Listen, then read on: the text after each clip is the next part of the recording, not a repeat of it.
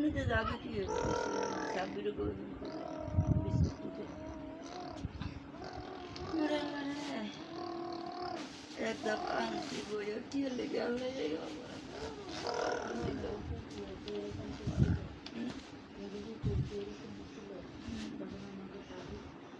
দাদি মশা আছে দাদা বলছে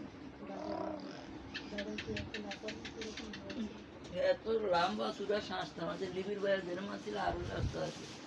এখন লিবির বয়া তো রাইতে মারছে আর দাদাই তো বুঝতে এককালে দাদার তো ব্যাগ হয়েছে